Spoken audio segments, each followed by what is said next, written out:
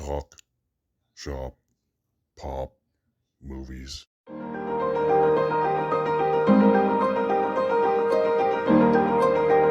Yes, I am going to go over the results a little bit. I did a big live stream, which surprisingly impressive amount of people actually caught some of.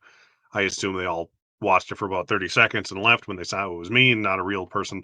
But hey, I'll take 21,000 views. Gonna make that internet money, right?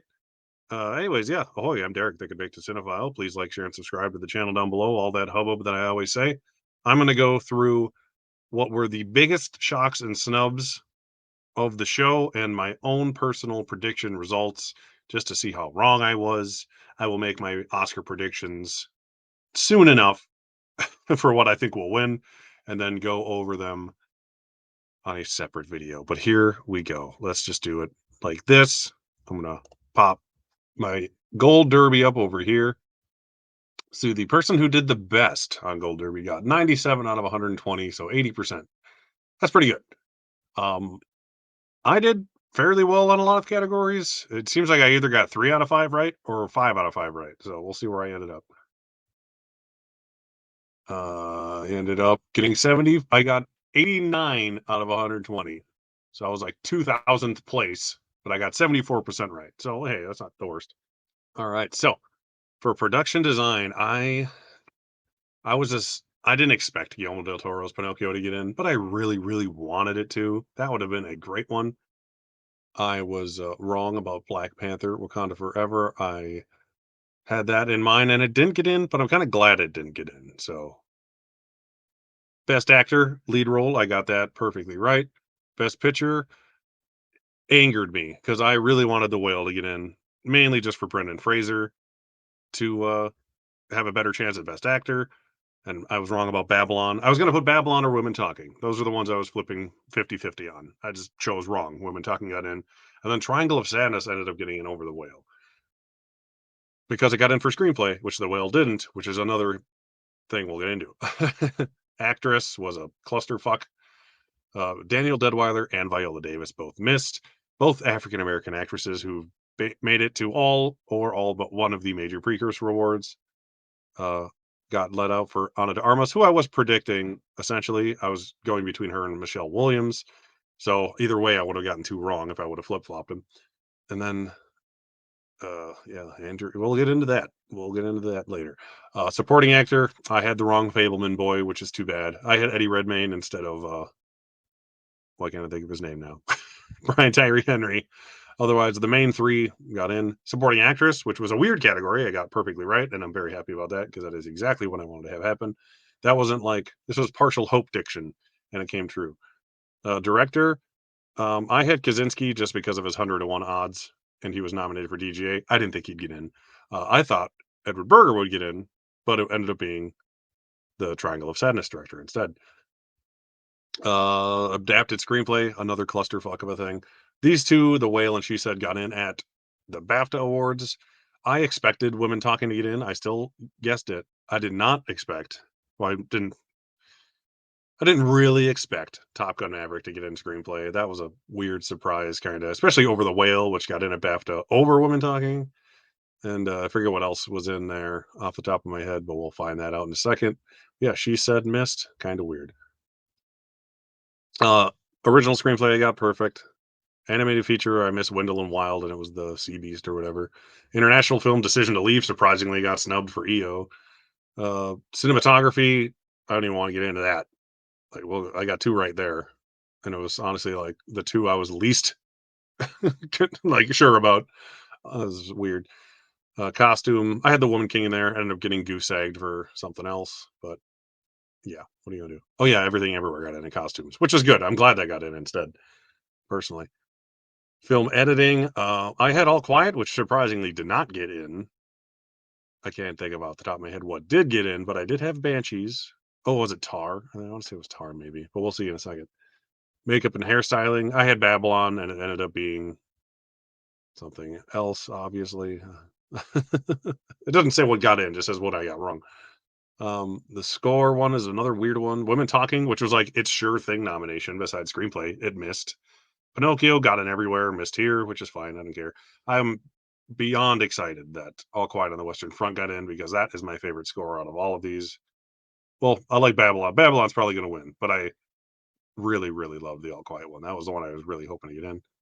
The song from Pinocchio missed, but it missed for the song from Everything Everywhere, which I'm actually glad of because I don't like the songs of Pinocchio that much. The movie's great.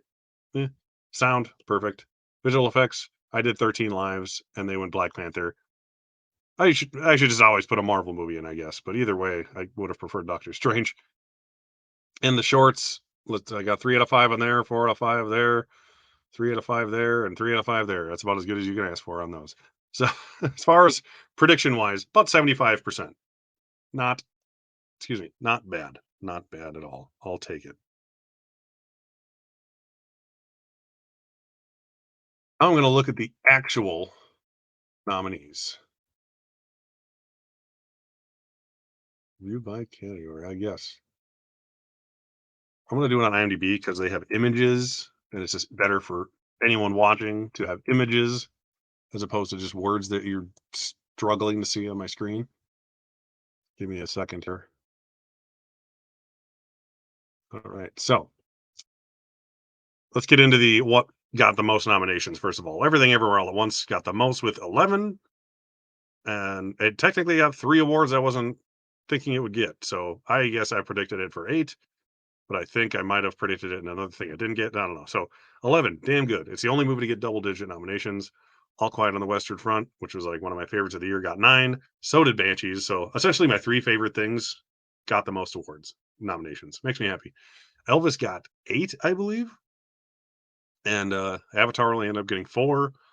See if Avatar can get 3 craft nominations and get in for picture. Why can't the whale get 2 acting nominations and a craft nomination and get in the best picture? I don't know. I don't get it. Avatar's not that good. It's fine. The whale is at least a different movie. Sorry, I'm on my phone here. What's going on here?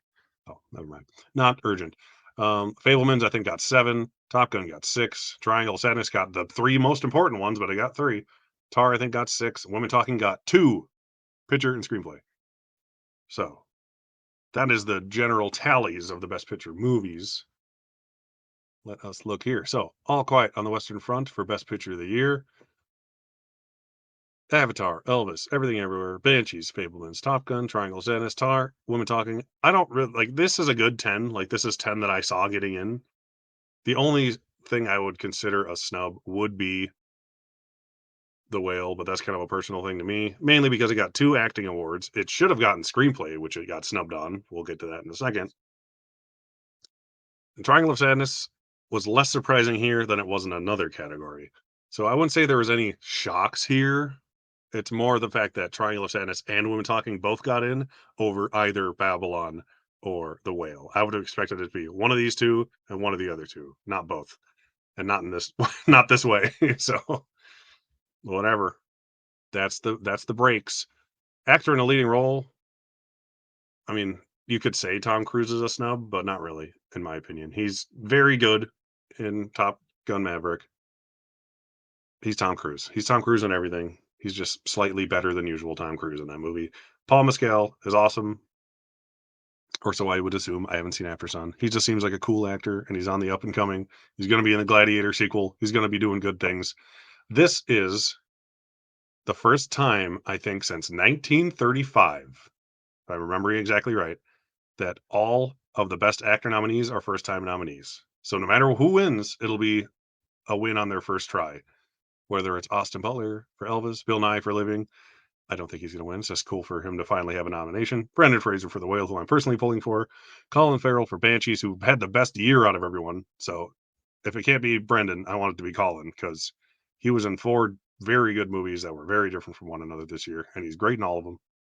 And Paul Mescal, a young up and comer. So no real snubs there, unless you're a Tom Cruise fanatic. Actress in a leading role. This one was some shit here. And not necessarily in a bad way. You have Ana de Armas and Blonde. It's like all the things that missed and got in are the only things I haven't seen yet. So I'm like, I can't really say if it was really a snub or not. Shock, yes. Snub, not necessarily. Ana de Armas got in at SAG and BAFTA, which Michelle Williams missed, but they both got in here. So fair enough. Kate Blanchett, Michelle Yeoh, they were getting in no matter what.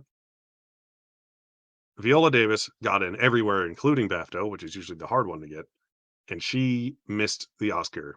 And everyone loves Viola, but that movie got goose egged, so it's not really that big of a surprise. Daniel Deadweiler for Till is like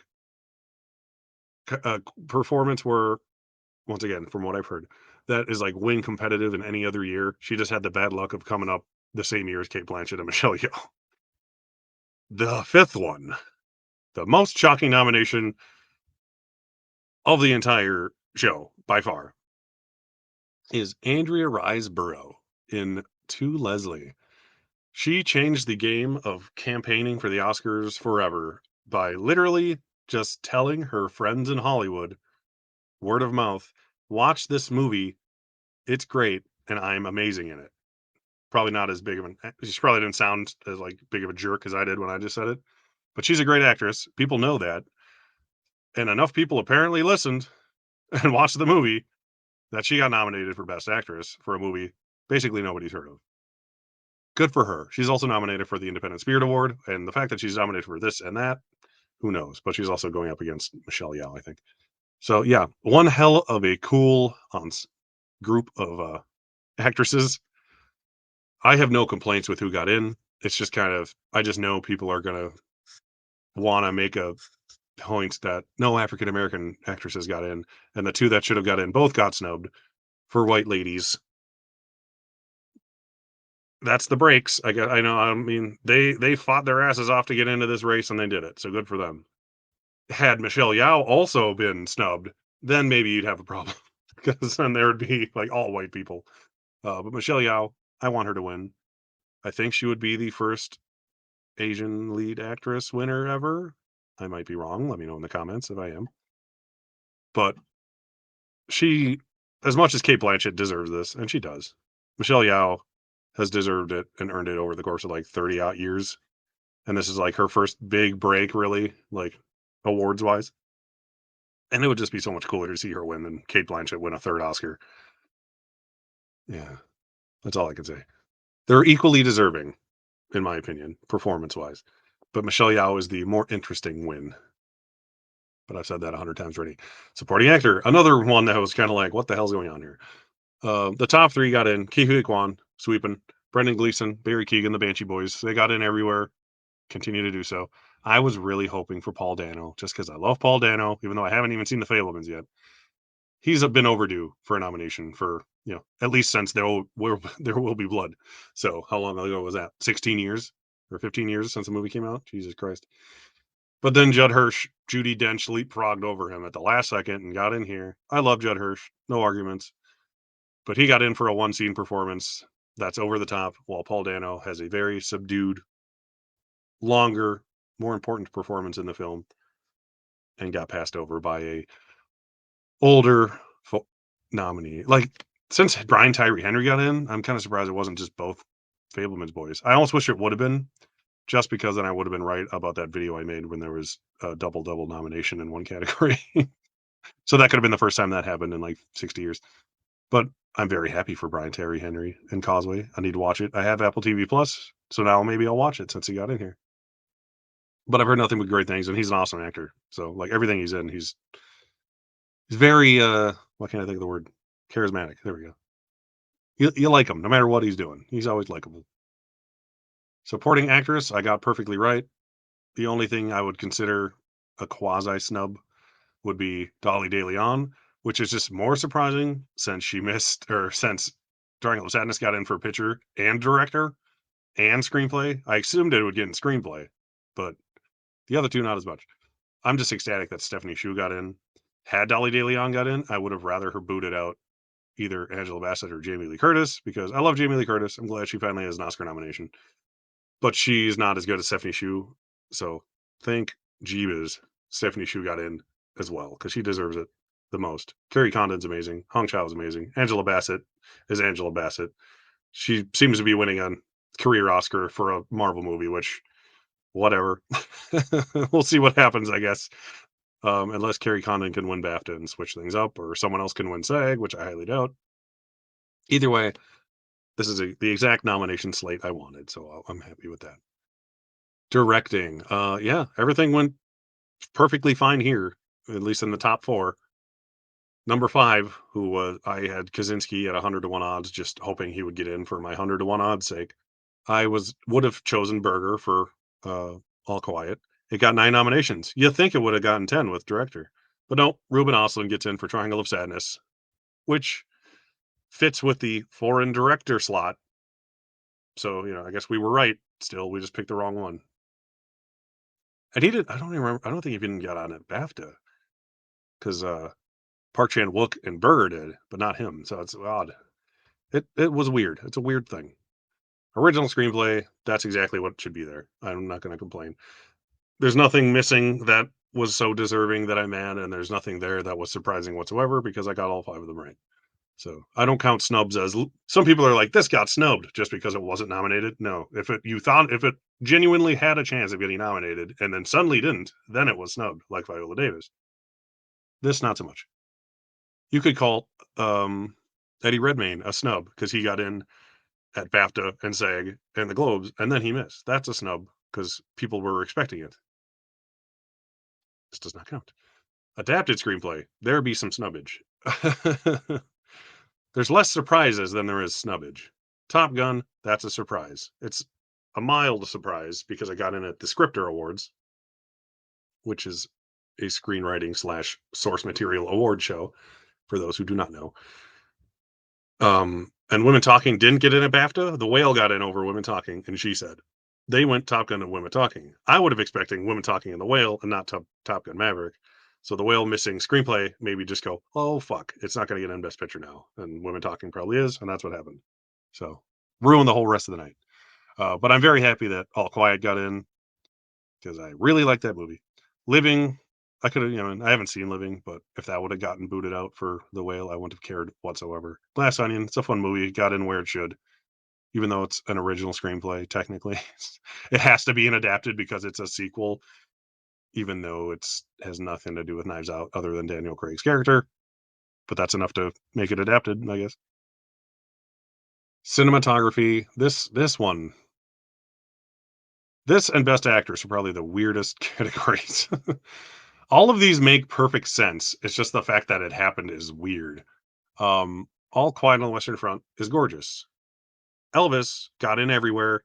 I don't think it deserved it. So that's probably like the weakest one here to me. I'm not a huge Elvis fan. Tar, I don't even like Tar that much, but the cinematography and everything else, like taken individually, category wise, is very well done. I just wasn't a huge fan of the movie overall. Bardo, nobody likes that movie really. It missed international feature, but all of his movies look gorgeous, and it snuck in here. Roger Deakins for Empire of Light, that got in everywhere. Not surprised. The Batman got in everywhere. Fucking got snubbed. Bullshit. Batman should be here instead of Bardo or Elvis. I'll just say that. And the main one that was surprising was Top Gun Maverick, which has been winning damn near every single cinematography award there is. And it's somehow, and that was what I would have picked to win. And now it's not here. So now I have no idea what to pick because like the rule is like, oh, you might as well pick uh, where am I going with this? Best Picture nominee. Okay, there's 3 of them. I'm going to go with All Quiet probably because there's always a correlation with visual effects and cinematography. 1917 won both. They just happen to be a World War One movie for that example. That's not the reason I said that.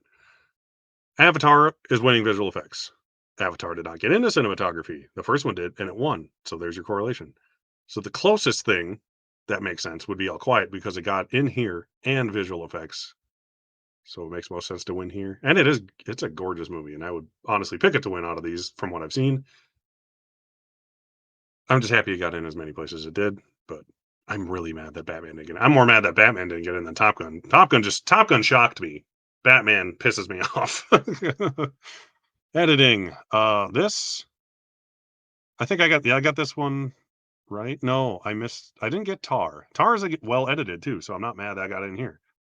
What missed here? I can't remember. Oh, All Quiet. Like the one thing you think I would have gotten would have been this, but then I missed a Tar. Weird. Once again, something I would have taken out Elvis to put in All Quiet. Top Gun got in here. Cool. It's probably going to win this in sound. Everything Everywhere could win, especially since Top Gun didn't get in for cinematography. It's weird. But I'm a fan of everything that is here. I did pick Banshees, so I think I went 4 out of 5 on that one. There's not a bad nomination there. No Fablemans, bad for that movie. So it basically narrows down the movies that'll probably win Best Picture to these 5.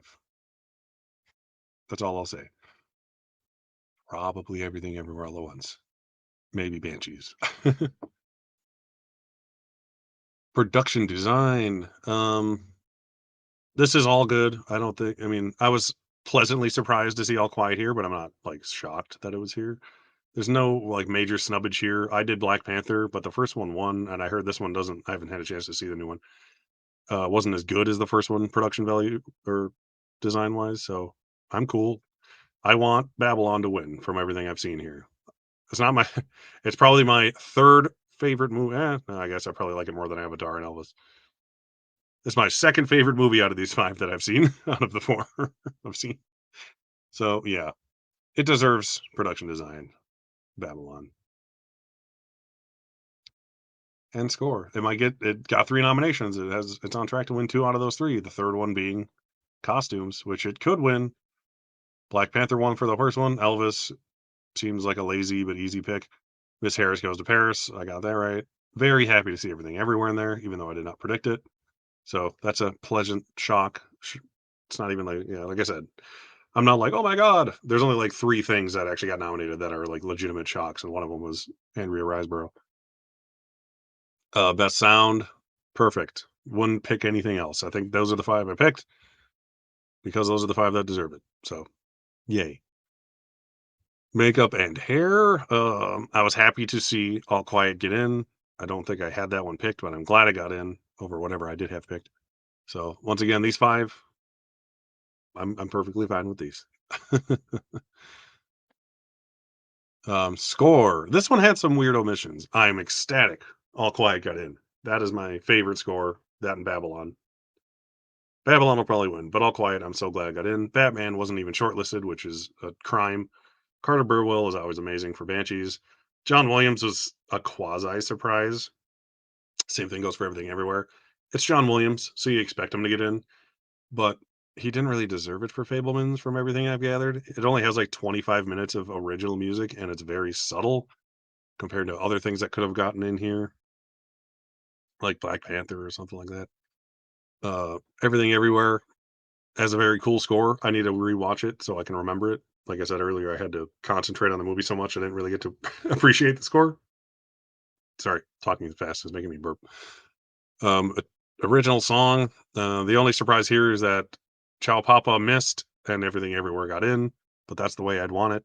So no real snubs or shocks to me personally. Visual effects. The 4 that I knew would get in got in, and the only one that was interchangeable was 13 Lives, and Black Panther got in instead. Cool, whatever. Documentary, fine with me. Animated, the 4 that I knew would get in got in. The 5th one, couldn't care less what got in, so yay. The shorts, whatever. Documentary or international feature. This one is a surprise.